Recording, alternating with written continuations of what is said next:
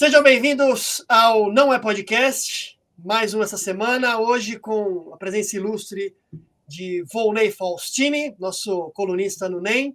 Tudo bem, Volney? Tudo bem, graças a Deus. Uma honra estar aqui no podcast do NEM. Maravilha. Não é e, como sempre, nosso... É uma camiseta.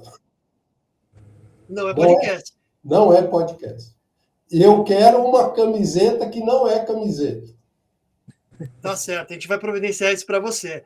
E também temos aí nosso grande Dionísio Zamendo, nome dos livros, da Trabalhar Cansa, novamente com a gente aqui, sempre com a gente aqui. Já novamente, o 30º programa, hein? 30º programa. 30º programa aí, 30 não é podcasts no ar aí. Uma vitória esse negócio. Então, todo mundo que torceu contra, errou. A gente está aqui. Méride. 30º programa, estamos aí. E já pedindo aí para você fazer a tal assinatura do NEM, você dá de presente uma assinatura do NEM para alguém. Se quiser fazer um Pix para o NEM, pode fazer um Pix para o NEM também, porque esse trabalho, acho que o pessoal vai até explicar melhor aí, depende de quem? Depende de você que está aí assistindo a gente, que lê os textos, que acompanha o trabalho do Não é Imprensa. Então, já correndo, como diria o bom e velho Chico Anísio, vamos passar a sacolinha. É isso aí. É isso aí. Maravilha.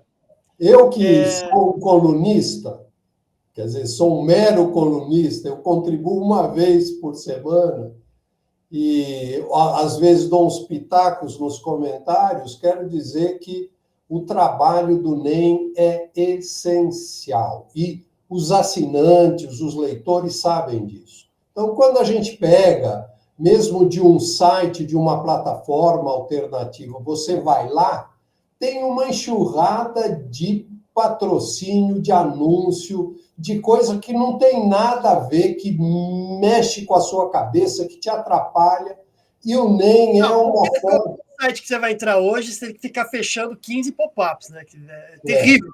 Isso não tem no site, não tem. Você pode entrar tranquilamente lá, você vai ler as matérias, você tem que ficar pulando, que nem aquelas corridas de obstáculos, né? Pulando as e mantém a independência, que é o grande nó da imprensa, da comunicação hoje no Brasil, é a independência. Você falar porque não está amarrado, você não tem cabresto naquilo que você precisa abordar. E o NEM... É legal, né?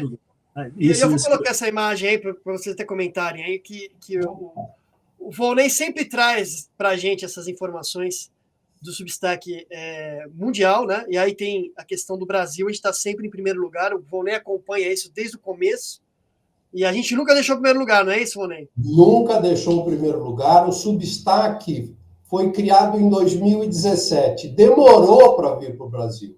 Mas no último ano, que é o ano de 2024 para hoje, Não é Imprensa, está lá no top, realmente é o mais destacado dentre todas as comunidades de Substack que no Brasil usam o Substack, né?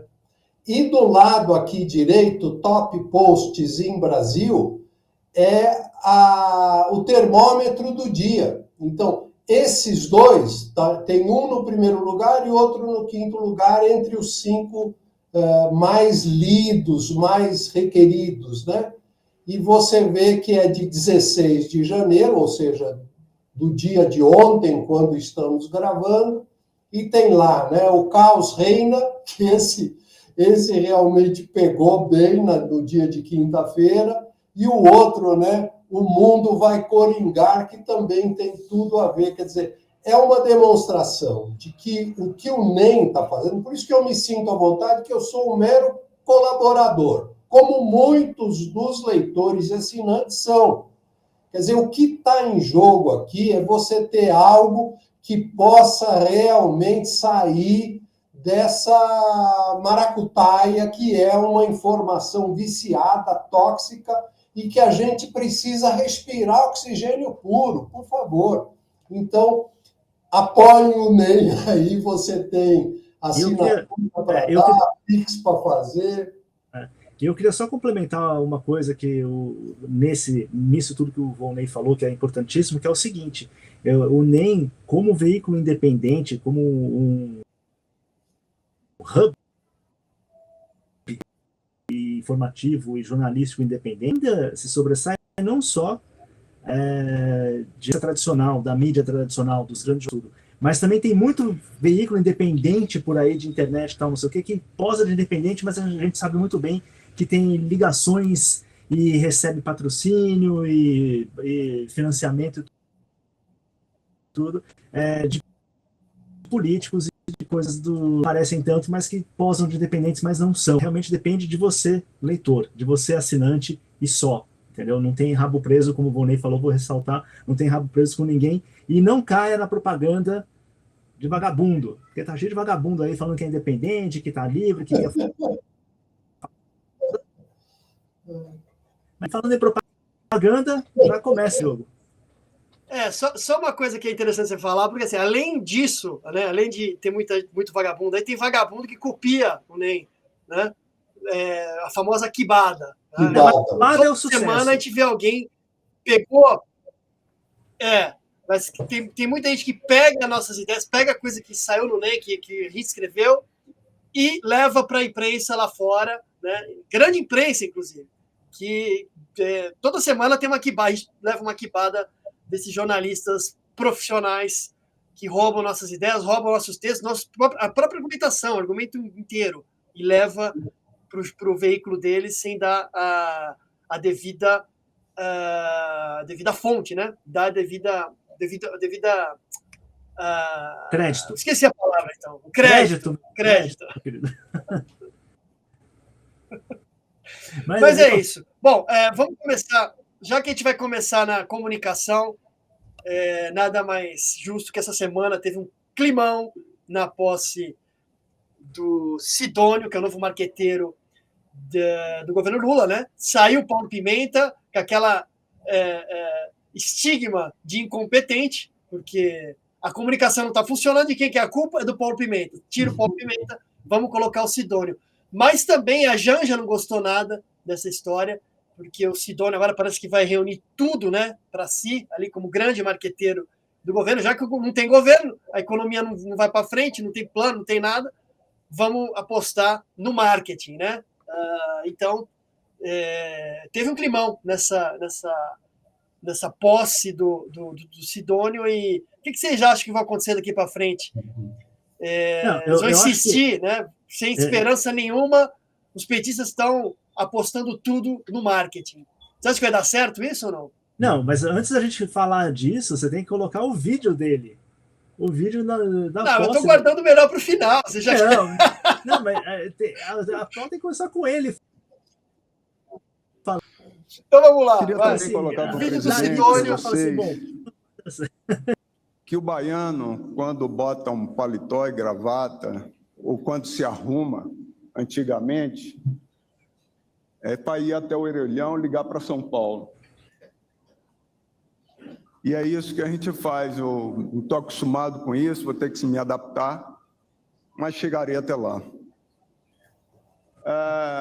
O profissional na área de marketing e publicidade, ele tem uma capacidade muito grande de fazer com que os outros possam se comunicar, falar, mas ele mesmo fazer isso é difícil. E eu estou passando por essa experiência agora com tanta gente importante, com ministros, amigos, jornalistas.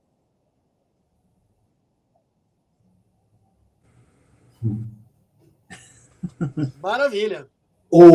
Sidônio, só contextualizar, essa foi a primeira fala dele como ministro. Ele tomou posse, ele foi ao microfone e começou falando isso. Ele só agradeceu alguém e falou essas bobagens aí, já começando bem, né?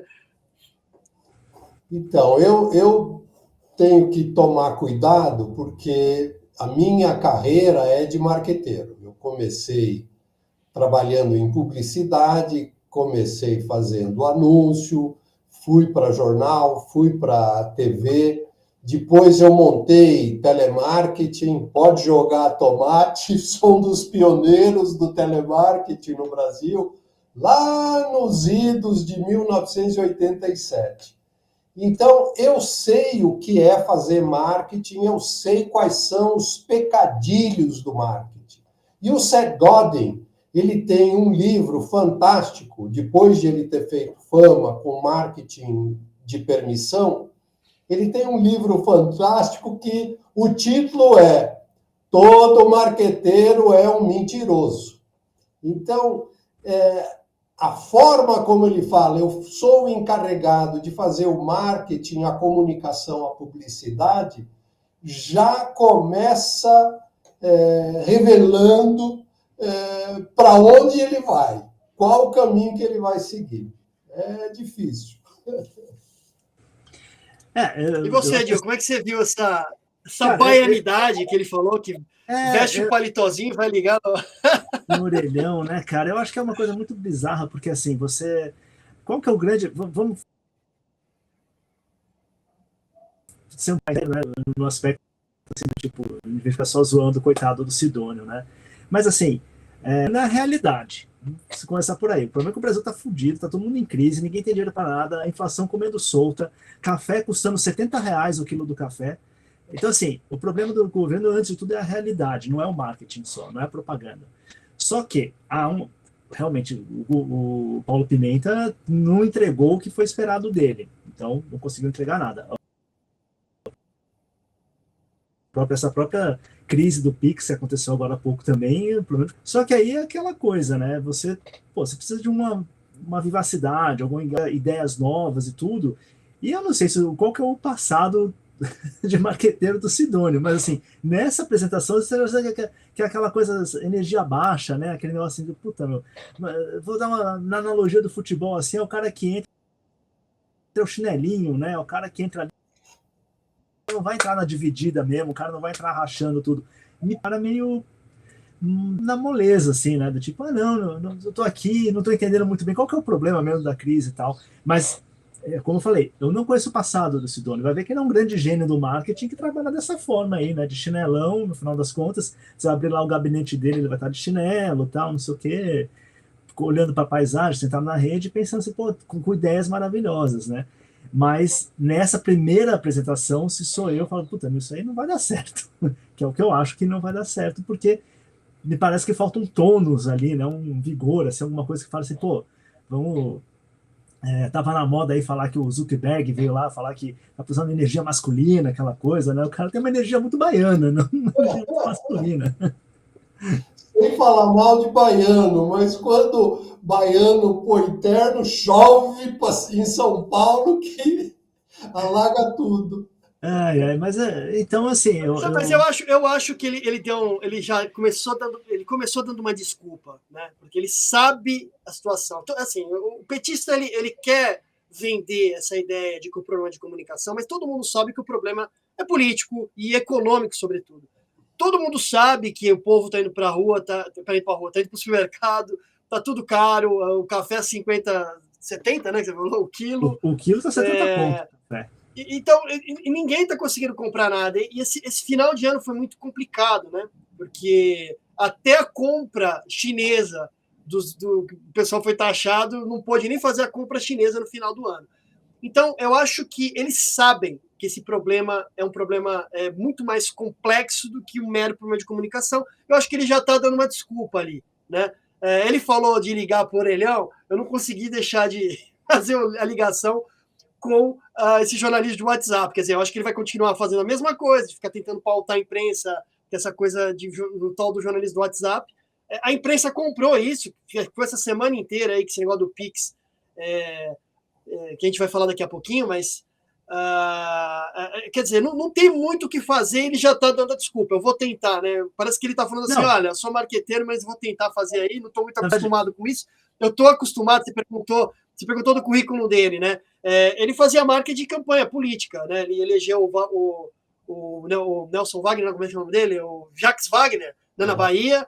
Eu acho que até o sucessor do Jacques Wagner. Então, ele tem uma carreira aí no marketing político, pelo menos na Bahia, não sei se talvez em outros lugares também do PT. Mas o problema é que uma coisa é fazer propaganda de publicidade para propaganda política, né? Outra coisa é gerenciar a comunicação institucional do governo. E está muito mal. Você viu que essa semana saiu lá do Banco Central uma coisa bizarra no Twitter, né, fazendo brincadeirinhas. Quer dizer, primeiro que eu já acho que instituições de governo não tem nem ter que rede social, tem que se fazer a coisa meio básica mesmo pelas vias tradicionais, fazer o release, mostrar o relatório e não ficar aparecendo muito não, né? Mas a gente está na época em que, sei lá, os ministros do Supremo ficam dando entrevista toda hora, ficam postando em rede social. Eu acho que isso atrapalha muito, causa mais ruído, né, na comunicação do que deveria, né? Então, na minha opinião, acho que nem deveria ter essa, devia ser uma comunicação institucional propriamente dita, e nem precisaria de propaganda se o governo estivesse funcionando. Se as pessoas estivessem indo no supermercado e o café não tivesse 70 pau, você nem precisaria fazer propaganda, né? Exatamente. Esse que é o principal ponto de toda essa celeuma com a questão da comunicação do governo e todo o chilique que aconteceu essa semana aí por causa da questão por exemplo, do Pix e tudo. Porque não é um problema só de comunicação. Como a gente fala, tem batido aqui, já acho que esse é o terceiro programa que a gente faz falando disso. O problema é que a realidade está muito mais pesada para o brasileiro do que estava 2 anos atrás. Se você parar a pensar, olha que a gente está falando da época lá, aquela coisa meio pós-pandemia, tal, não sei o quê, mas assim, agora a coisa tá pegando muito forte, assim, não tem como, assim. E a propaganda depende muito de narrativa, né, do storytelling. Agora, você tem uma dicotomia tremenda, quer dizer, como é que você vai falar, confia em mim, mas eu quero saber se você está fazendo o Pix acima de 5 pau. Quer dizer, não tem como, dar arsenal para a oposição. Acaba acontecendo isso. Não, então já vamos passar para a próxima pauta. Peraí, tá acelerando muito. Já não, mas tem que ser, já entrou na próxima pauta. Entrou. Pode falar que você falava, Gil. Eu acho que não é 7-1, eu acho que foi 300 milhões a 13, 14, 13, vai. O Volney já levantou a bola aí, quer dizer, é armar a oposição, né? E a oposição aproveitou, né? Nossa. Na verdade, eu acho que é mais do que armar a oposição. Na verdade, é que simplesmente você dá um megafone para os descontentes, para quem está descontente. Esse que é o ponto, porque não é só uma questão de oposição. Isso é uma coisa muito importante, porque, por exemplo, esses números aí que o vídeo do Plus atingiu, cara, eu acabo apoiando, eu não gosto, acho deplorável esses caras, não gosto desses caras, mas eu confesso que o vídeo é muito bem feito, e os argumentos, tudo, tá tudo encaixadinho ali. E esse vídeo rompeu a bolha. E por que rompeu a bolha? Porque não é só a oposição que está de saco cheio do governo do Lula, né? Por motivos políticos, por motivos ideológicos, quaisquer sejam. A população está de saco cheio do governo do Lula porque a população está levando, com perdão da expressão aí, está levando na bunda nesse último ano muito pesado, cara. A gente está se ferrando. Então, assim, por que teve essa repercussão o vídeo do Nicolas? Porque não foi só a oposição que foi lá assistiu, não foi só bolsonarista. Porque a crise está atingindo todo mundo. Porque está todo mundo descontente. Porque está todo mundo ferrado, todo mundo com dívidas altíssimas, todo mundo devendo para banco, todo mundo devendo para cartão de crédito, todo mundo com contas altíssimas para pagar. E aí vai fazer o quê? A única esperança do brasileiro é apostar na Bet. É o que o brasileiro está fazendo. Eu vou tentar ganhar na Bet ali, porque é trabalhando, fazendo Uber, coisa que a gente já conversou aqui, não está dando para fechar as contas. Então, o que sobra? Vai apostar na Bet para ver se consegue livrar algum dinheirinho aí. Mas eu acho que mais importante, assim, não foi só que deu munição, e concordando com o Volney, que deu munição, sim, para o Nicolas, né, para a oposição, que eu não suporto o Nicolas, galera, eu olhei e falei, bom, é um vídeo muito bem argumentado, tá certinho, tá falando Nicolas, mentira que eu não voto em Parasita. Mas o que é importante aqui, acho que deu munição para a oposição e deu um megafone para quem está descontente com esse país e com esse governo. Desculpa, falei. Subi no meu banquinho aqui e falei. Não, é bem isso. A bola ficou quicando na grande área e ninguém na defesa para chutar a pelota para frente. Quer dizer, deixaram o cara fazer gol de placa. Essa é a verdade. Então, e por pior, por mais garoto, moleque, por mais, sei lá, o que você quer enquadrar o deputado, Nicolas, ele fez a coisa que não podia perder a oportunidade. Então, pronto. Perdeu de 7-1. O que você falou, Gil, é muito interessante, porque assim, é uma peça perfeita de comunicação. Acho que tem 40 e poucos segundos, 4 minutos, não, 4 minutos, na verdade. 4 minutos. 4 minutos ele resumiu a situação do país, sem entrar em polêmica, no questão que quiseram falar que ele falou que o PIX vai ser taxado, não vai ser taxado. Ele simplesmente disse, olha, eles estão falando que não vão taxar, mas outras vezes eles falaram também que não iam taxar e taxaram. A Shein, um monte de vezes, né? Não, cara, o vídeo... Vamos lá. Ninguém vai taxar ninguém, taxaram. Então foi muito inteligente a forma como ele queria... Agora, só para terminar, eu acho que o que ficou mais evidente dessa fala do Sidônio, eu não sei direito o que eu vou fazer, não estou acostumado a vestir um paletó, não sei o quê. E aí você tem o outro lado, que é o Nicolas, em 4 minutos, destruindo o governo. Destruiu o governo. A pauta hoje, do dia que a gente está gravando hoje, dia 17, é essa questão do Nicolas. Está todo mundo puto da vida com o Nicolas, porque o que ele fez foi colocar o governo numa situação bem delicada, que teve que até voltar atrás nessa questão do PIX. Então, com um vídeo, imagine se a oposição bolsonarista trabalhasse, não fosse um bando de vagabundo parasita, fizesse um trabalho decente de oposição, esse governo caía, sei lá, em 6 meses, talvez até menos. Porque o governo não está apresentando nada, não tem ideia, não tem articulação política, tem que usar o Dino no STF para fazer o meio de campo, né? Que o negócio da PIX, olha o PIX aí de novo. Quinta coluna. Eles estão realmente numa situação muito delicada, não tem muito o que fazer, né? E aí vem o Nicolas, como o Vonei falou, a bola quicando, ele veio, chutou e fez um golaço de placa, com uma comunicação rápida, ágil, e mostrando isso, que a comunicação do Sidônio é aquela comunicação velha, antiga, ele não entende direito de rede social, ele não sabe o que está acontecendo direito, ele nem sabe como é que ele vai resolver o problema institucional do governo. Essa é a grande verdade. E a gente sabe que não é comunicação. Do Nicolas, com um vídeo desmontou toda a estratégia do governo, e aí não tem muito o que fazer. Quer dizer, Deixa eu dar um destaque só, porque o NEM colocou logo na parte da manhã o vídeo chamou atenção para o vídeo não tinha 10 milhões, 15 milhões de views. Quer dizer, o NEM percebeu que esse negócio ia pipocar. E ao longo do dia, e depois do dia seguinte, a turma só queria saber de analisar o vídeo, analisar o emissor, o cara que está mandando a mensagem. Quer dizer, você vê como a turma se perde muito fácil e demora para cair na real. Porque também é o seguinte, todo mundo foi pautado, veio a pauta, agora é bater no Nicolas, e todo mundo começou a bater no Nicolas, né? Vou até colocar aqui, você quer falar alguma coisa antes de eu pôr o negócio da prerrogativa? Só para falar alguns pontos aí. Primeiro que a gente colocou essa coisa do 7-1, né?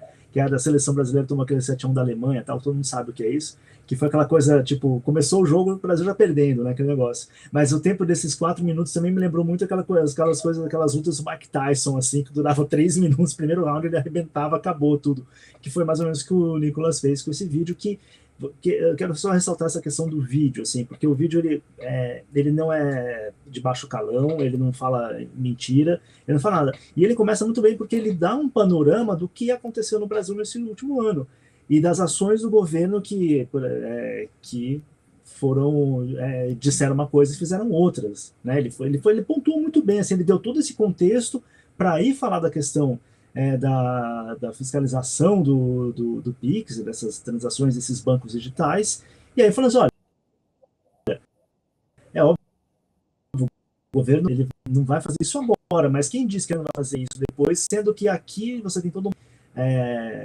de falas e contraditas pelo próprio governo, né? Foram dispensados pelo próprio governo, o que me lembra uma fala muito boa do Afonso Romano de Santana. que é o crítico literário, tudo, que infelizmente está com seus 87 anos, mas está com Alzheimer, já não escreve tudo.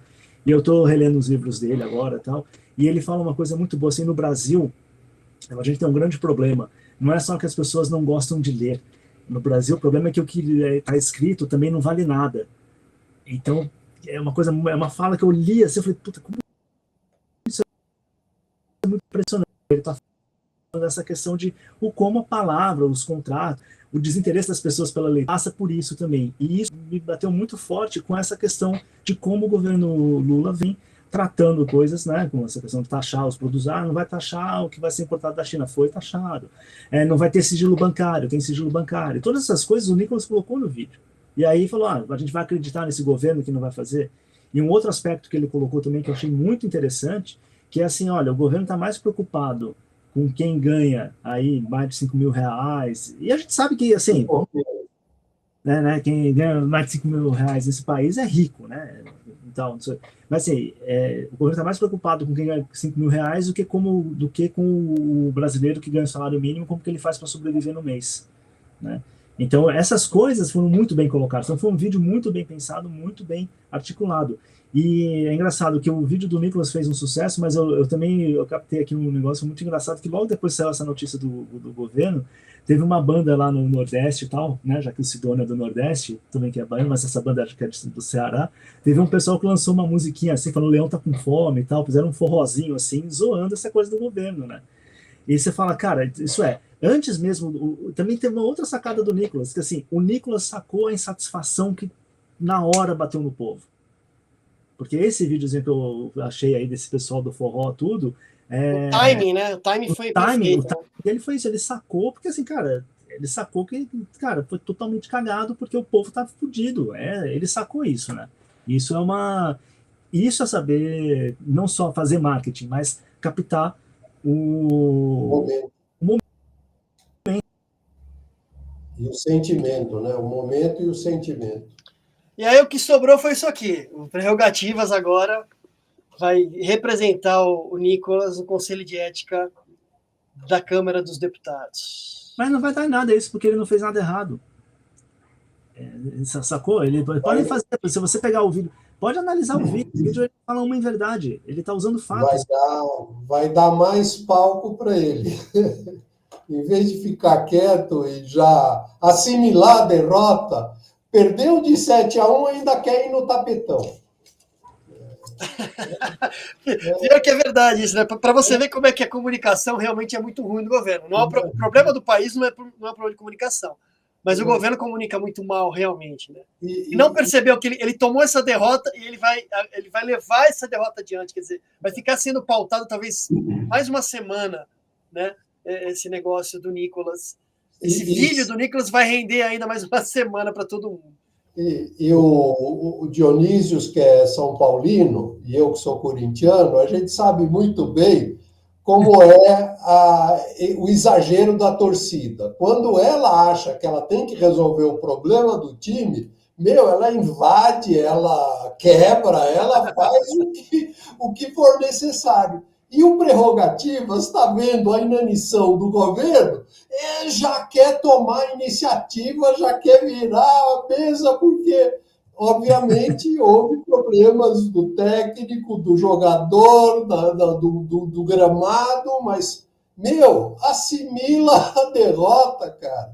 E o que eu queria até enfatizar, o Nicolas não faz nenhum ataque à pessoa, nem a pessoa do Haddad, nem a pessoa do governo. Ele fala sempre no geral. Então, ele foi... Olha, somos obrigados, aqueles que não têm grande, né?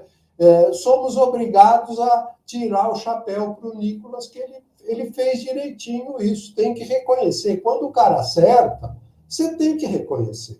Mesmo que seja do time contrário, o cara jogou bolão, esquece, né? Assimila, vai treinar para ver se você consegue fazer melhor no próximo jogo. Só um detalhe, você falou só um detalhe, o Vonei falou de torcida, só que o Prerrogativas não é torcida, é a comissão técnica. Porque o Prerrogativas tem um monte de gente do Prerrogativas que está com cargo no governo. Então, tem uma promiscuidade ali, que tipo, grupo de advogados que tem cargos no governo, Prerrogativas. Acho que tem que fazer essa observação. Porque não é torcida, não, é comissão técnica. Mas também, vamos lá nessas metáforas futebolísticas, né, tal. Mas também é aquela coisa, o governo, né, faz a coisa mais ridícula do mundo, porque são aquelas partidas, assim, o time tomou de 7-1, na seleção brasileira tomou de 7-1 e quer ir tipo, fazer um tapetão. Fala, mano, você tomou de 7-1. Não foi tipo um VAR de milímetro e tal, não sei o que, não, entendeu? Foi tipo, ó, vou falar, São Paulo lá, jogando lá no Itaquerão, tomou de 6-1 do Corinthians. O que eu vou falar? Vou baixar a cabeça, vou ficar quieto e vou bola pra frente, entendeu? Não ganhou com gol impedido, assim, né? Não ganhou com gol impedido, nem com pênalti polêmico, né? Foi bater um bolão. Tomou um passeio. Tomou um vareio, assim, tipo, total. Então, não tem nem essa questão, assim. Isso, eu concordo totalmente com o Rony. E isso só vai dar mais palco pro Nicolas. É impressionante como o governo consegue ser duplamente burro, ou triplamente, sei lá. E aí eu queria falar uma coisa do Sidônio também. Aquela fala, aquela apresentação do Sidônio também me parece que do tipo, não é só que ele não sabe muito bem o que vai fazer, aparentemente, mas eu acho que o governo também não tem a menor noção do que fazer. Eu acho que tem esse ponto aí também, que o governo também está perdidinho, assim, que do tipo, o que a gente faz?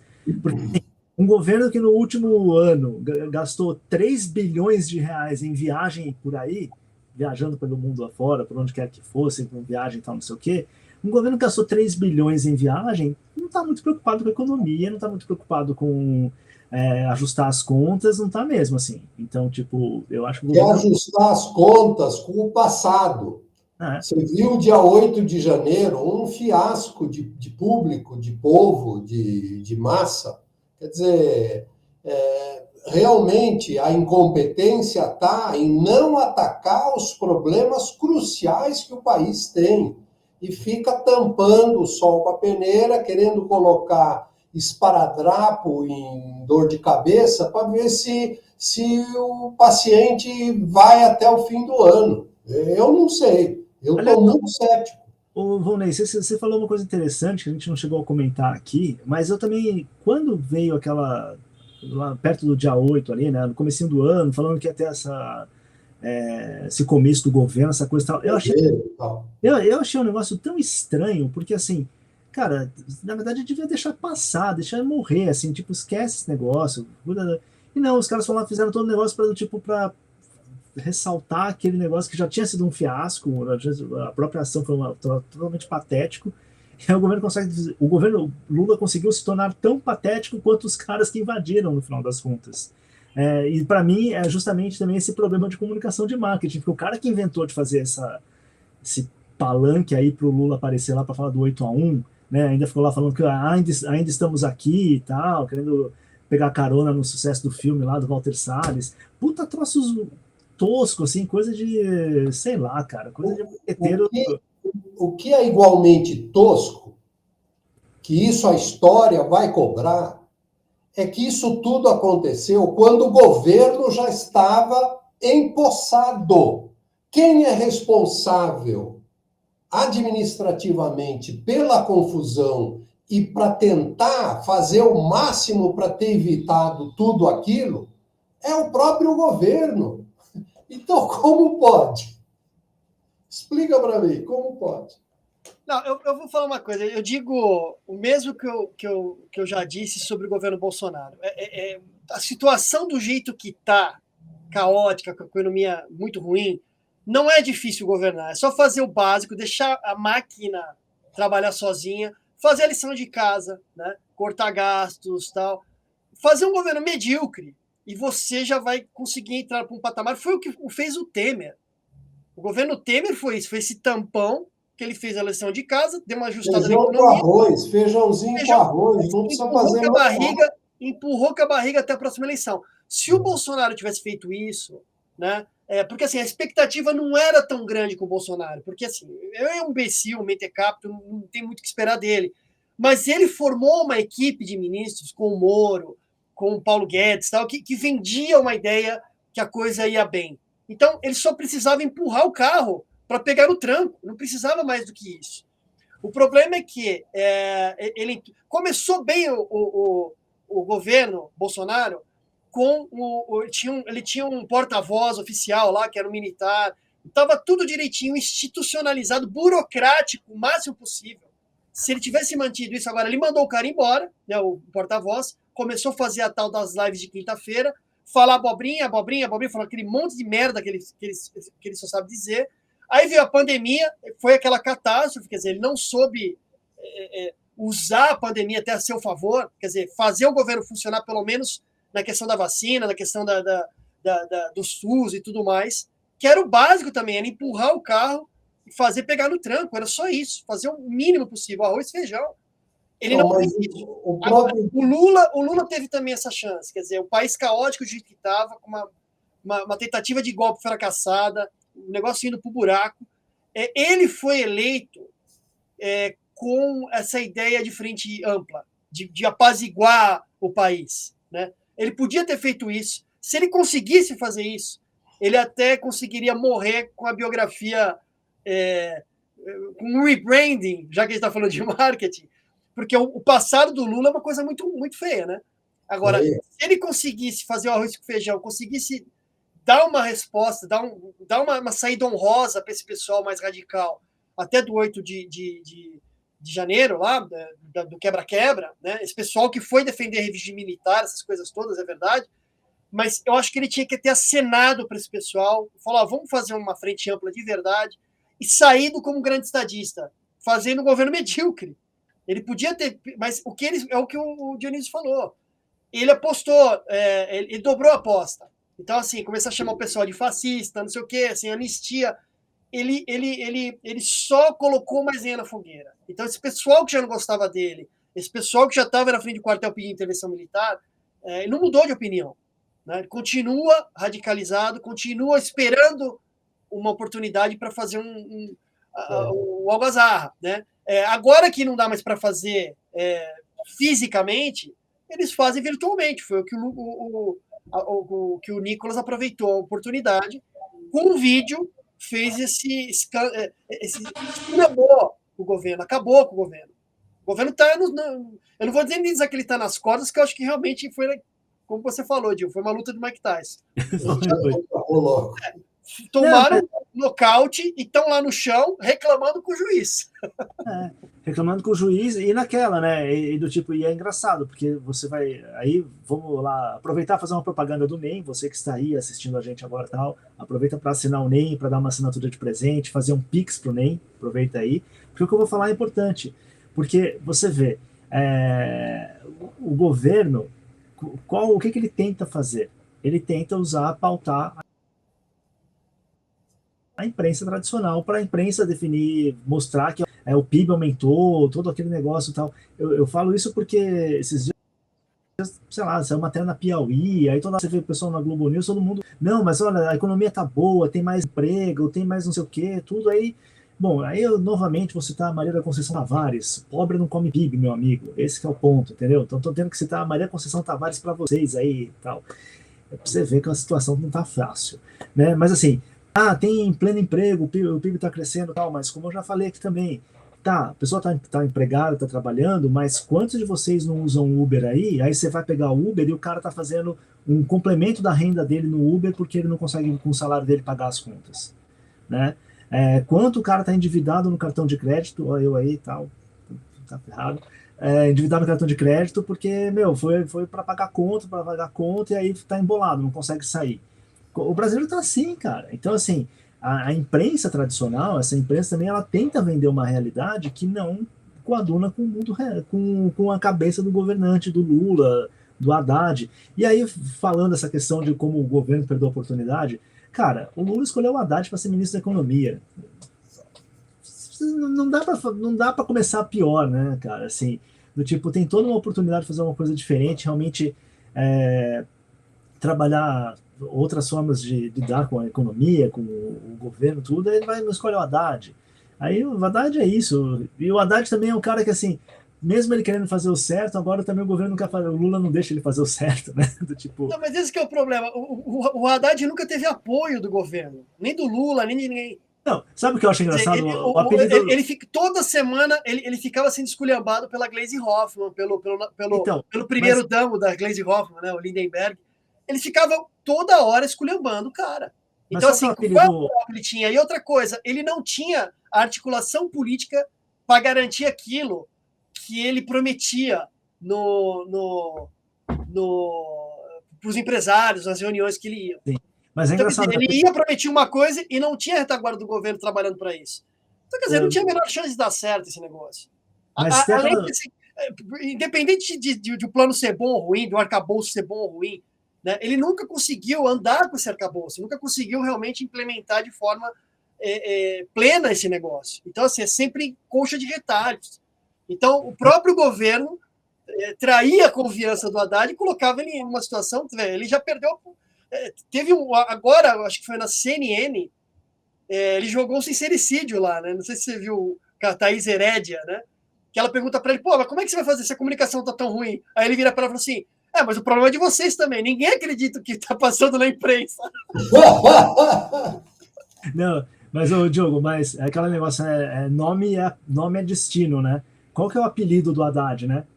Ele não é o poste do Lula?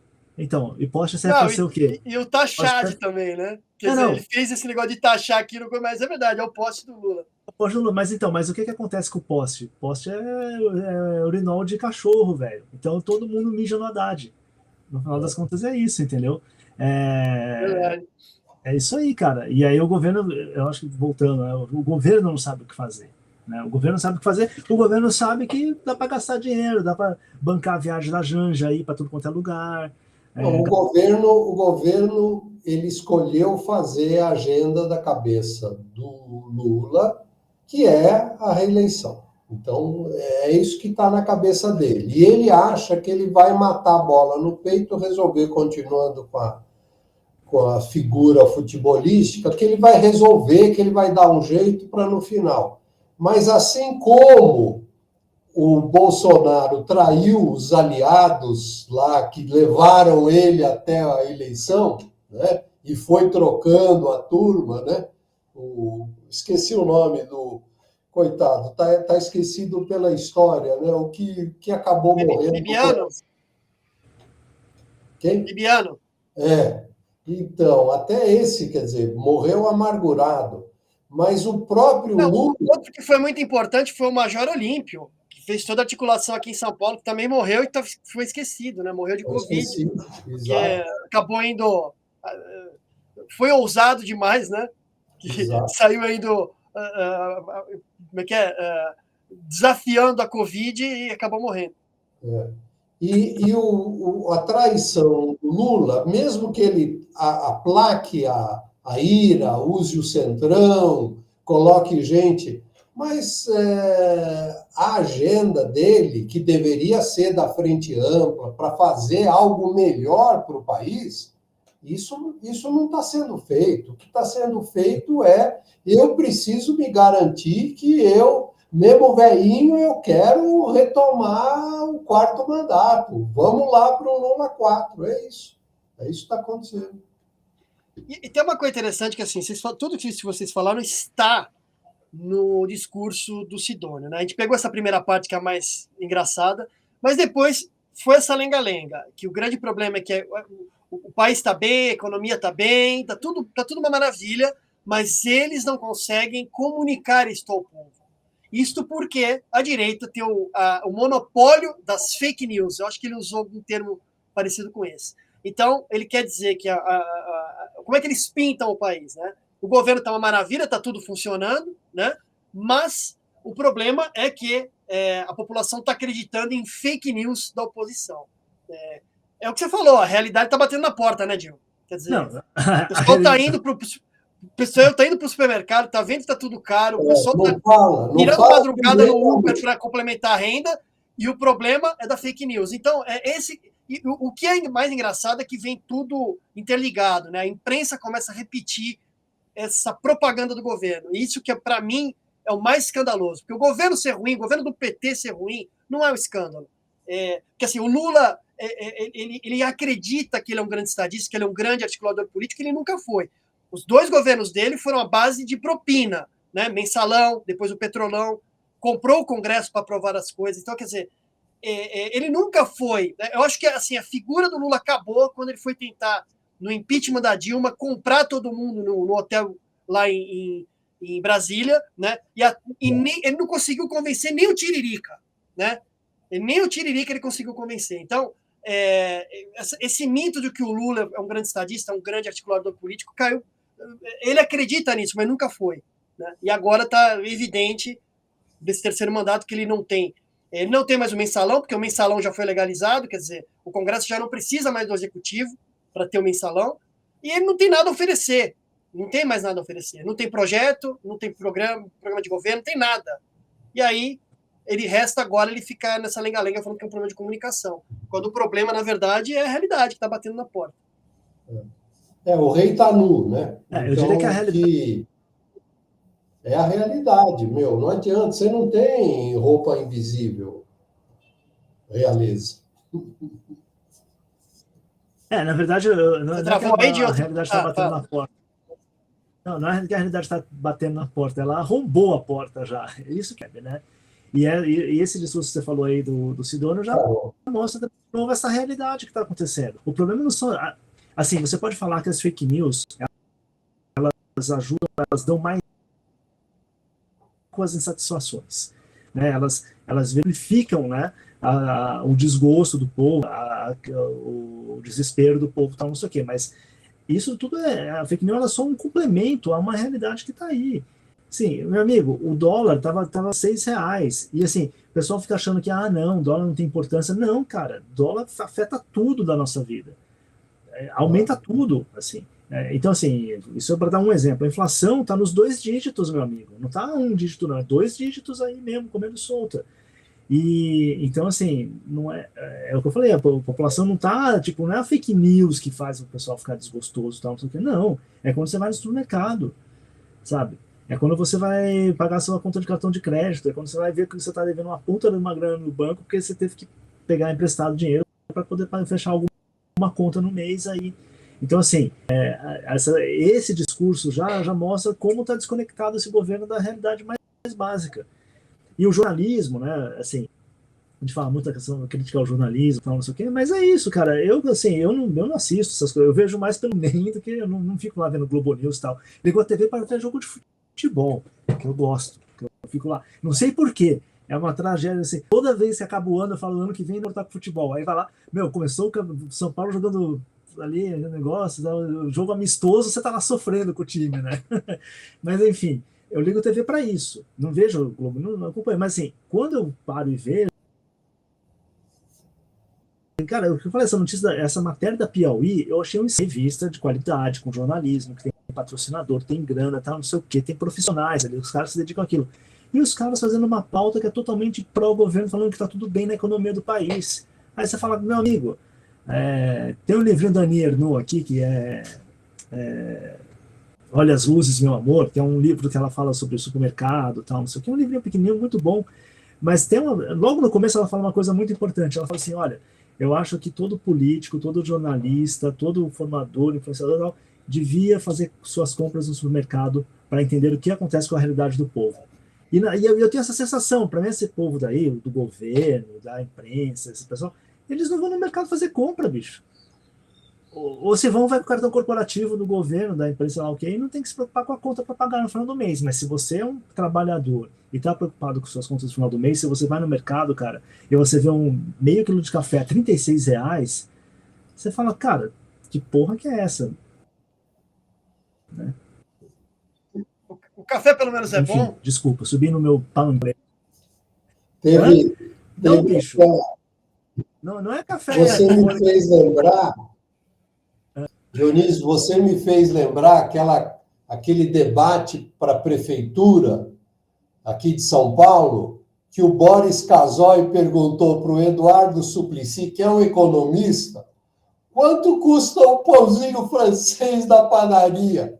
Ele chutou, tipo assim, cada pãozinho é R$7, alguma coisa que equivaleria a R$7. Ou seja, além de ele chutar alto, não tinha nenhuma ligação, nenhuma conexão com a realidade. Então, É isso, quer dizer, se os caras não vão para ver o que o povo está sofrendo, o que o povo está passando, é a saúde, é a questão da segurança pública, é a questão da infraestrutura, é os problemas climáticos. Pô, a chuva que caiu ontem, aqui em São Paulo, pelo menos, não sei quanto, caiu lá em Floripa, Balneário Camboriú, alagou o hospital, a enfermaria, não sei aonde. Quer dizer, o que não falta é problema para atacar. E fica querendo enfeitar a noiva, não vai conseguir noivo melhor, esquece. E o pior, né, Vonei, que assim, quantos anos a gente ouve falar que a justiça é morosa, né, que o povo não tem saúde pública, né, que parece que agora surgiu... Assim, eu vejo o pessoal da nova direita, por exemplo, que agora eles estão virando meio marxistas, né? Eles acham que tem uma elite, né, uma superestrutura e a infraestrutura, toda aquela teoriazinha do Marx, eles repetem como se fosse novidade. E outra coisa é que agora eles se preocupam com a desigualdade social do país, que é uma coisa que sempre teve no Brasil, né? Então, assim, não é uma novidade. Parece que surgiu agora, né, com o governo do Lula ou com o governo anterior, sei lá, enfim. Parece que a desigualdade social é uma coisa que surgiu agora. Mesma coisa com essa questão da justiça, como se a justiça brasileira fosse até, sei lá, anteontem, antes do Xandão, fosse uma coisa maravilhosa, né? Todo mundo estava contentíssimo com a justiça brasileira, não tinha nenhum arbítrio, não tinha nenhum problema, e aí veio agora o Xandão e colocou todos os problemas do mundo na justiça. Não estou desmerecendo, não, esses inquéritos ilegais, a gente vive falando disso, né? Porque quando você fala alguma coisa da justiça, o pessoal já vem, né? Principalmente os bolsonaristas. Você nunca falou nada do Xandão. A gente fala isso desde a criação do NEM, a gente fala isso diariamente. Né? As privadas douradas. As privadas douradas que a gente coloca os ministros lá, não deixam mentir. Mas o problema é que o grande problema do Brasil é que os problemas nunca são resolvidos. Né? É aquela famosa as águas de março fechando o verão. Né? Então o Jobim já falava isso, né? Colocou até em música, em poesia. Né? E a gente vê todo ano acontecendo isso, problema de enchente em São Paulo, nas grandes centros e tudo mais. A gente vê que esse é um problema recorrente. Né? Eu sei que catástrofes naturais a gente não tem como prever, mas a gente não sabe o que fazer com elas. Então, quer dizer, todo ano é a mesma coisa. Tem a questão da violência pública, agora tem o problema da Cracolândia. Ninguém sabe como resolver o problema, a gente vai se acostumando com ele. Então, esse que na minha opinião, não é problema de comunicação, né? Não é problema... Essa é a realidade batendo, escancarando a porta, arrombando a porta, como o Dionísio falou. E parece que, sabe, esses são problemas supérfluos. Né? E, no final de contas, são supérfluos mesmo para essa elite. Porque eles não estão nem um pouco preocupados se o povo não está tendo dinheiro para comprar café, pãozinho na padaria ou ter carne para comer no final de semana. Né? O Lula prometeu churrasco, né? Isso aí é fake news, né? Prometeu churrasco com picanha e cerveja, não é? Cadê a picanha e cerveja? Não veio. E é isso que incomoda a população, é isso que deixa a população puta da vida, que vai concordar 100% com o vídeo do Nicolas. É isso que esse pessoal precisa admitir primeiro, antes de vir, sabe, de pôr a imprensa toda a soldo, apontando o dedo para a população e falando que a população acredita em fake news. Quando, na verdade, está todo mundo vivendo no mundo da fantasia. O capim está seco e você ainda dá fósforo para o cara tocar fogo. Essa é a realidade. Pô. O cara não perdeu a oportunidade. Mas, enfim, tem que chorar. De mais alguma coisa, tem alguma notícia para a gente chorar? Não, eu leio que o 30º não é podcast e tal. Lembra lá nos primeiros podcasts que eu ficava falando, pô, vou comprar manteiga, a manteiga tá cara, vocês ficavam me zoando? Aí, ó. Ninguém vai conseguir comprar manteiga. Certo, não, tá tudo bem. Meu cara. Não, mas margarina. Margarina. Mas tem razão para chorar, além dos problemas do governo? Já que a gente está se encaminhando para o final, vamos para a última pauta, que é essa. Tem gente que a situação está pior do que a nossa, né? Que é sem passaporte, o Xandão proibiu o Bolsonaro de viajar para a posse do Trump, para fazer uma viagem de férias, passando para o Miami, provavelmente ele vai passar para o Miami. Eu não sei onde, vai ser em Washington, né? Provavelmente essa. Não, é sempre em Washington, só que... Mas vai ter uma festinha lá na casa do Trump. Não. Esse ano a coisa é muito crítica, porque a temperatura está muito baixa e, normalmente, mesmo com a temperatura baixa, o pessoal todo encasacado, dá para fazer no lado de fora. E esse ano vai ter menos gente participando da posse, porque vai ser dentro do recinto, né? Eu acredito que dentro do Capitólio, não sei, mas vai ter menos participantes, não vai ser aquele povão todo ao ar livre, né? Quem é que está chorando aí? Fui convidado. O Xandão não deixou eu ir. Muito bom esse. Ai. Pois é, né, meu amigo? Não, o mais legal é que essa história começou assim, né? O Bolsonaro foi pedir para viajar porque foi convidado, e o que ele apresentou lá, um e-mail, tal, e começaram a questionar se o e-mail era de verdade ou não, enfim. Mas o que ficou interessante foi esse final agora, que o Bolsonaro foi proibido, então ele vai mandar a Michelle, né? Mas ele vai mandar, ele falou que vai muito triste, ele vai levar a Michelle, ele deu uma entrevista hoje, parece, reclamando, né, estão me perseguindo, aquela coisa toda, e ele deixou escapar que ele vai ficar muito triste, ele vai levar a Michelle no aeroporto muito triste, chorando, alguma coisa assim, né? E aí o Dionísio me informou que parece que ela vai acompanhada, né, do Valdemar. De quem? Ele vai ficar triste, mas ela vai voltar. É o segurança dela. O Valdemar da Costa Neto vai levá-la lá para curtir a festa. E aí a gente descobriu porque ele vai ficar triste, né? Não, e talvez a Michelle tenha uma companhia, não sei. Não, deixa ela lá feliz e tal. Isso não existe, o Brasil. Mas a pergunta que não quer calar, ela vai levar o maquiador dela ou não? O cabeleireiro. Deve levar, né, meu? Pô, lógico, o cabeleireiro dela lá, tudo. Porque ela passa mais tempo com o maquiador do que com o marido, né? Isso já virou um meme na internet. Já, não é fake news. Mas eu já falei, né? Eu não sei se eu falei isso aqui, ó. Eu vou falar, mas, mano, o Bolsonaro tem cara desses. Deve cheirar mal, bicho. O Bolsonaro ele tem uma coisa ali que você olha para aquele. Ele tem. Deve ter um cheiro meio nauseabundo, assim, o Bolsonaro, viu, cara? Ele tem cara, assim, bafo. Deve ser um negócio meio horroroso, assim, com caspa. Deve ser um horror, assim, ficar perto do Bolsonaro. Então, ela deve estar felicíssima de viajar sozinha lá para. Sozinha não, né? Que vai toda a família também. Vai ter um bando de vagabundo lá, os cupichos do Bolsonaro, vai tudo lá. Mas acho que uma comitiva. A delegação vai ser grande, né? Vai ser grande, umas 20 pessoas. Pelo menos supostamente, né? Pelo menos o que falaram é que não vão usar dinheiro público para essa viagem. Eu acho que tem o risco muito grande de não fazer parte da curriola que vai para dentro do recinto. Vamos até dia 20. Tem alguns dias aí, tem fim de semana para as coisas acontecerem, mas é na parte da manhã, de segunda-feira. Então, eu acho que não vai mudar muito. Muita chance. Uma viagem de graça, você falou, Dil, que parece que não vai ser dinheiro público, né? Mas esse pessoal, todo o salário que eles ganham de dinheiro público, então, no final de contas, vai ser dinheiro público. É dinheiro público. Indiretamente vai ser.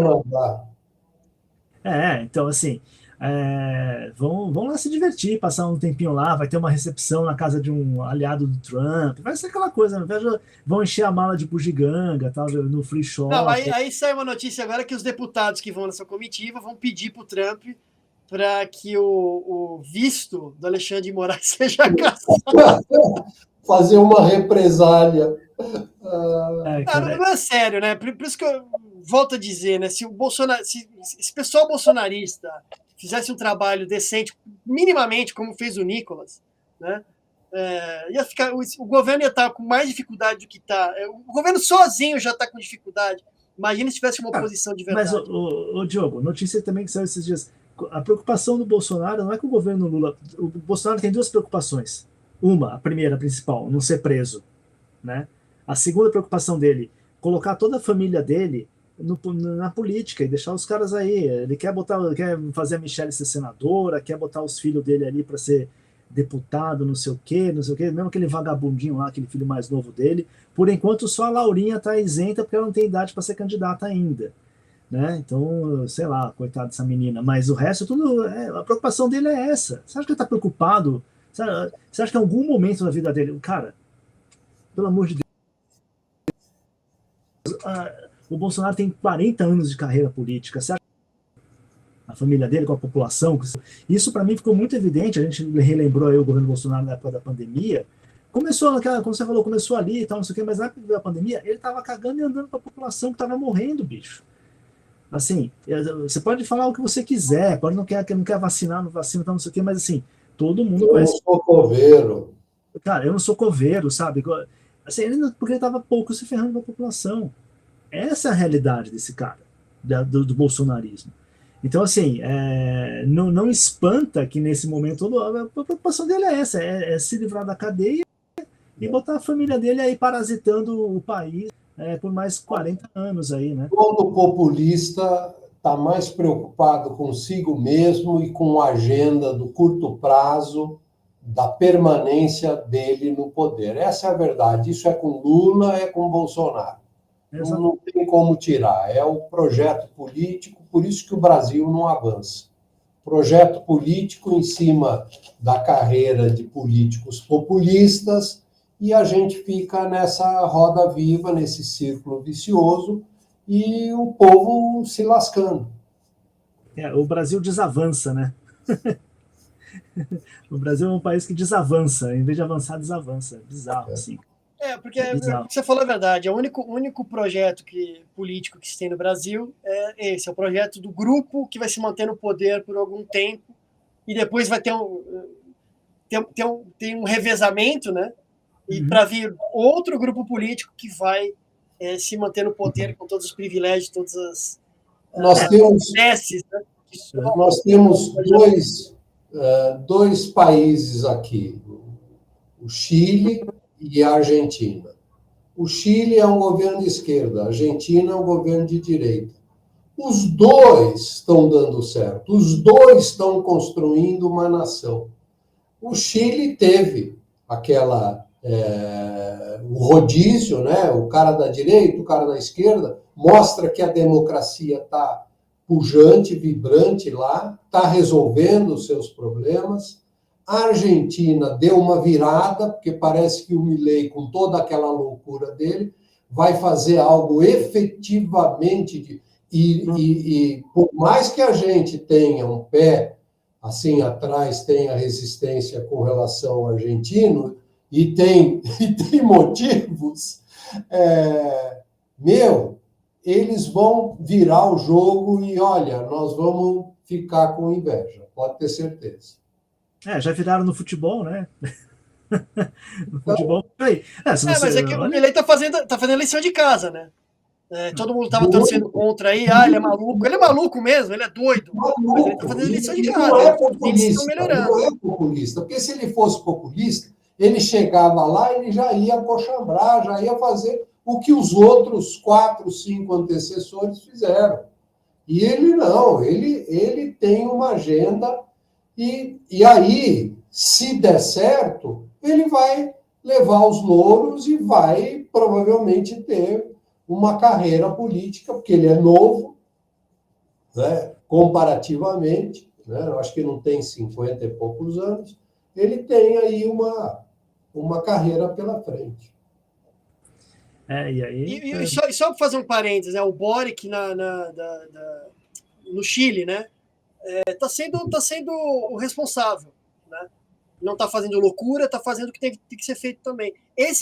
Independente de ser direita ou esquerda, eu acho que isso que falta aqui no Brasil, do político ele ter noção que ele tem uma responsabilidade quando ele assume um cargo, né? sobretudo quando a gente está num país que é muito pobre. Quer dizer, o cara vira vereador, cada centavo ele tem que honrar aquele dinheiro, sabe? Porque ele falou, pô, esse dinheiro vem de pessoas que têm dificuldade, a gente tira deles. Sabe, eles não dão...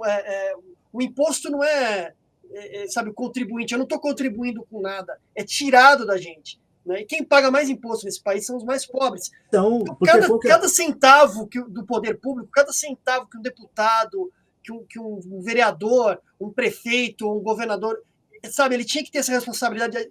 Cada centavo é muito suado, é tirado do povo de forma muito, muito dura. Né? O povo é privado de muita coisa para bancar esse Estado todo. Então, eu acho que o mínimo, sabe, o mínimo. Eu até, sabe, como era antigamente, sempre tinha beirada no orçamento, sempre teve corrupção. A gente até tapa os olhos para isso quando, pelo menos, entrega alguma coisa. Agora, a gente saiu do rouba mais faz para o só rouba, ninguém mais faz nada. Sabe? Então, assim, até uma ponte hoje, ela cai. Você vê que a ponte lá foi no Nordeste, né? Foi no Norte, né? Foi no Nordeste que caiu a ponte. Entre o Tocantins e a travessia do Tocantins para o Maranhão. Então, assim, você não tem mais nem essa responsabilidade de você fazer pelo menos o mínimo, sabe? Hoje é só roubalheira. Então, não tem como não tem comunicação que dê jeito nisso. O povo está sentindo na pele, pô. Eu só queria complementar duas coisinhas aí. Primeiro que, assim, vamos lembrar que existe sim essa questão na política brasileira nos últimos anos, os caras quererem o poder para se manter no poder, para ter as regalias, para poder roubar tudo. Só que não vamos esquecer que o PT tinha um projeto de poder mesmo, de se sustentar e ficar no poder por anos. Tanto que o grande objetivo do PT durante uma época era acabar com o PSDB, e eles conseguiram acabar com o PSDB. Então, não foram eles que conseguiram, né? Ajudando... Foi o próprio PSDB. Mas assim, o PT tinha essa ideia, tem essa ideia ali no centro de ter um projeto de ficar no poder durante... Preservar no poder, mexicanizar. Se ficar ali. Então, primeiro, só ressaltar essa pequena diferença. O projeto hegemônico, eles querem hegemonia, querem ficar sozinhos. Perderam, né? Não existe mais, assim, eles fizeram tanta merda que perderam essa questão de hegemonia, eles não conseguem mais ter esse tipo de coisa. Só para lembrar, assim, esse histórico do PT, para a gente não ficar só um bando de vagabundo que quer roubar nosso dinheiro. E assim, que é uma coisa, pegando aí do que o Diogo falou, dessa questão da gente vale, quando o Estado, os políticos recebem o dinheiro, é o nosso dinheiro que está lá. Vamos lembrar que até quem não paga imposto de renda, tudo, na verdade paga o pior tipo de imposto, que é o imposto que está embutido no preço dos produtos. Todo produto que você compra tem imposto, meu amigo. E a inflação, por que a inflação é cruel? Porque a inflação é um imposto que o pobre nem sabe que ele paga. Né? Então, assim, essas coisas. Isso aí, por exemplo, da questão do valor do dinheiro, que é uma coisa também que as pessoas entendem instintivamente, eu acho. Né? Porque o pobre sabe disso, ele sabe que de repente ele não tem imposto de renda para pagar no leão, mas ele sabe que ele está sendo cobrado ali quando ele compra o café da manhã dele, quando ele compra o leite, quando ele compra pão. E por que ficou puto com essa questão do Pix? Porque o Pix, né, essa coisa que assim, pô, não tem como. O cara olha e fala, pô, peraí, já tô ferrado, você ainda quer pegar o meu pouco dinheiro que eu tenho? Então, só eu queria relembrar essa questão, esses dois pontos aí. Verdade. É isso aí. Tem mais alguma questão a ser discutida, senhores? Ficamos muito... Não falta. Não falta. Isso ficou só na pauta nacional, né? A gente não falou que o Trump vai assumir aí dia 20. Nossa, vai ter pauta internacional para falar aí bastante. Semana que vem vai ser só Trump. Então a gente já vai se preparando. Por isso que eu nem coloquei o Trump na pauta essa semana, porque semana que vem vai ser só Trump. Vai ficar fazendo o programa inteiro falando dele. Está cheio de coisa no lado internacional. Tem que ver se realmente o cessar-fogo e a devolução dos reféns vai acontecer, não vai ter nenhum problema, né? Tem a posse do Trump, tem uma possível trégua ou término da guerra na Ucrânia. Então, tem algumas coisas para se discutir e ver o que vai acontecer com os tecnocratas, né? O TEC de CH, que vão estar ajudando o Trump assim que ele toma posse. Só queria aproveitar o gancho aí para fazer propaganda do Não É Kibutz, que é o podcast que o nosso querido Vitor Grimbal está fazendo, mais um produto cultural e jornalístico deste Não É Imprensa, que discute exatamente, acho que para quem quiser saber mais sobre essa questão de Israel, tudo, assistam esse programa, até porque o Diogo não deixa mais eu falar de Israel, só porque eu não sou circuncisado, aí não posso falar de Israel, tá sacanagem. É que agora tem um lugar específico para falar de Israel, né? e só a gente que tem lugar de fala, então a gente ficou de fora. Eu pensei que você ia falar que tem um lugar específico para circuncisão. Então, lá também, acho que eles fazem lá.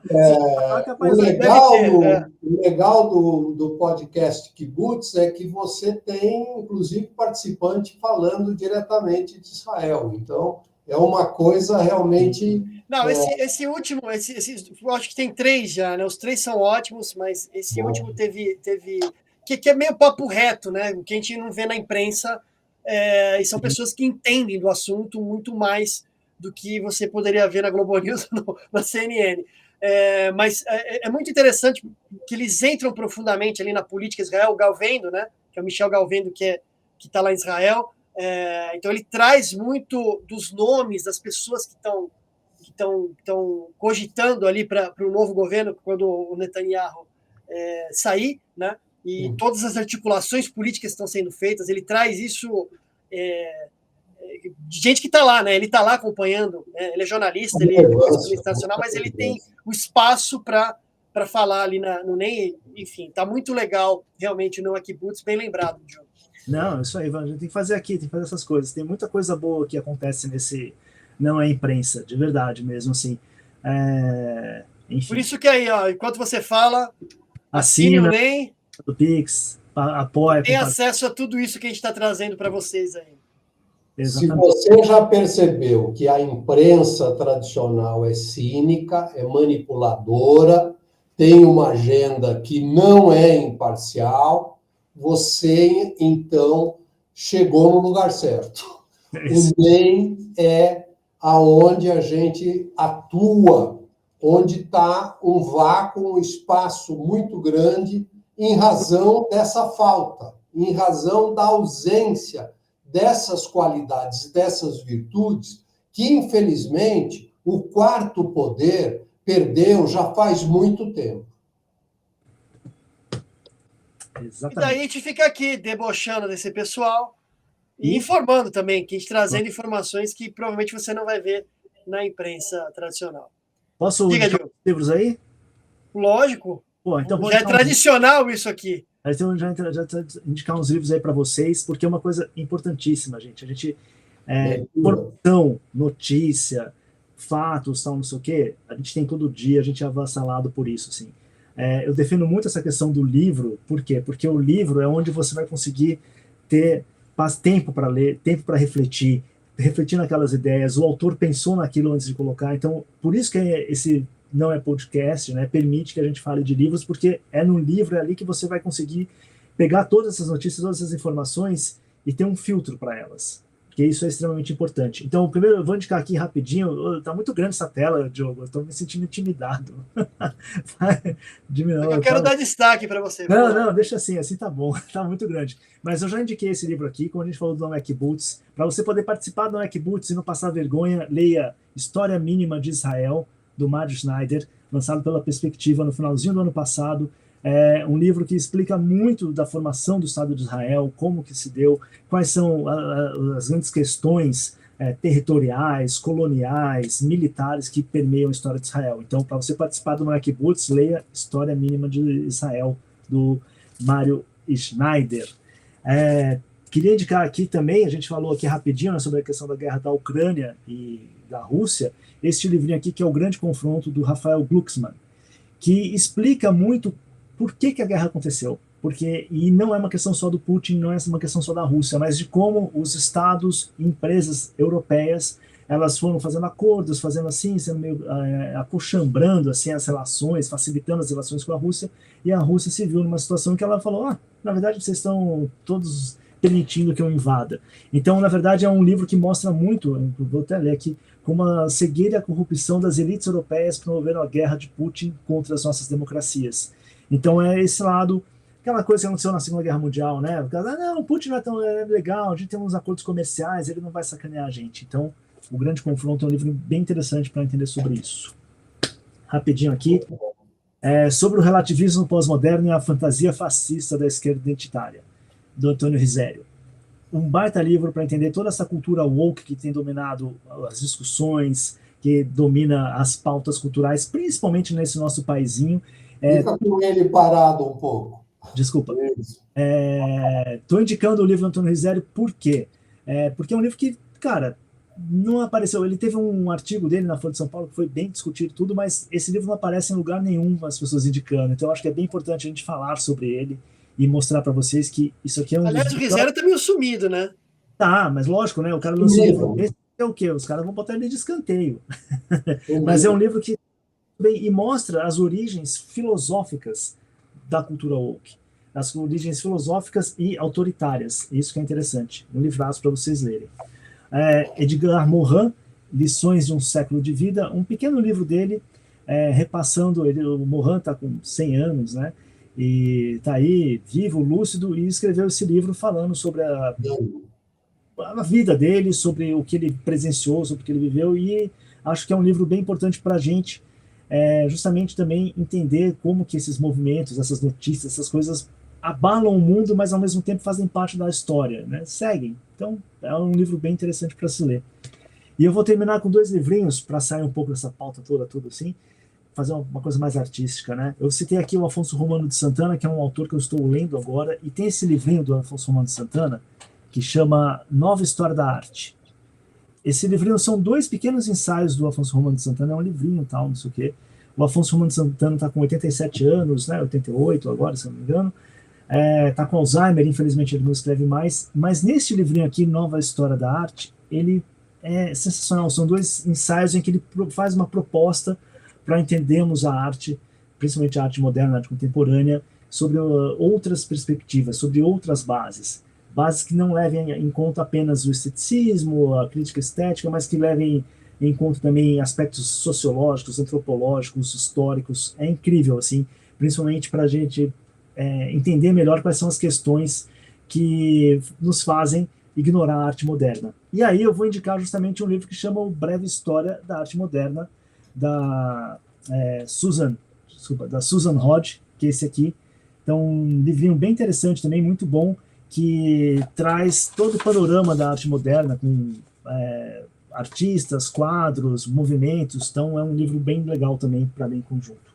Então, são esses os livros que eu queria indicar para vocês. Leiam, senhores, leiam, porque por mais que a palavra escrita não seja valorizada no Brasil, a gente precisa ler, precisa ter esse tempo, porque senão a gente fica só viciado aqui em notícia, informação, tudo, e a gente fica só avassalado por isso. A leitura é importante por isso também, para dar essa pausa para o nosso cérebro. Obrigado aí pela oportunidade, viu, Diogo, de falar sobre livros. Por nada, só lembrando que vai estar na descrição todos esses livros que ele citou, com seus devidos links para você poder adquirir na livraria Trabalhar Cansa, que é a nossa parceira aqui no NEM.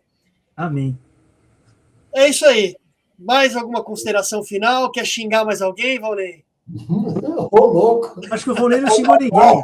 Ô, Valnei, você quando você assiste o jogo do Corinthians, você é tranquilo assim também?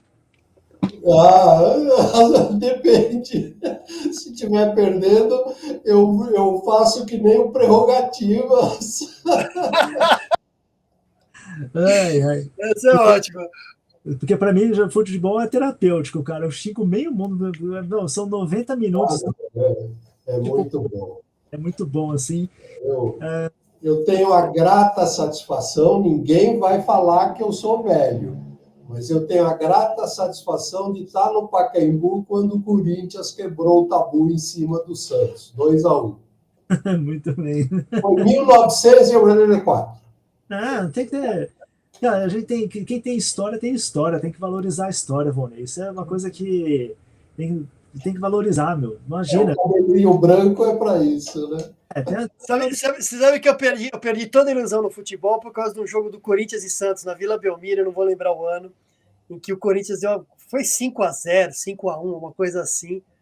E aí eu estava indo numa casa de uma ex-namorada minha, e onde morava um volante do Santos, naquela época. E aí eu estava chateado, que o Santos tinha perdido de 5 do Corinthians, é uma coisa terrível, né? Na Vila Belmiro ainda. E aí eu peguei o elevador e estava esse volante do Santos com carvão, cerveja e a carne para fazer o churrasco. Aí eu olhei para aquilo e falei, pô, eu aqui triste com esse negócio. Falei, eu sou um verdadeiro trouxa aqui, né? Então eu perdi toda a ilusão com futebol nesse momento. Mas ótimo, muito bom participar do programa, muito bom conhecer o Volney, a gente não se conhecia só por... Igualmente, Luiz. E para vocês que ficam aí, pô, muito obrigado pela audiência. É bem importante vocês estarem aí até agora com a gente. Compartilhe esse vídeo com os amigos. Faz os cortes, manda aí, fala aí. Muito obrigado. Obrigado pela participação, por dar a oportunidade para eu estar aqui com vocês e vocês que estão nos assistindo. Muito obrigado também. Participe do NEM, assinando, lendo, comentando, participando da nossa bolha, da nossa comunidade. Em nome dos assinantes, dos nomes dos telespectadores, não sei nem se existe mais, né? Mas de quem está assistindo, da nossa audiência, eu agradeço vocês dois por ser possível, por possibilitar, né, a gente fazer essa conversa tão bacana como foi hoje. Obrigado, Volney. Muito obrigado, Gil. E até a próxima semana com mais um Não é Podcast. Um grande abraço para todo mundo.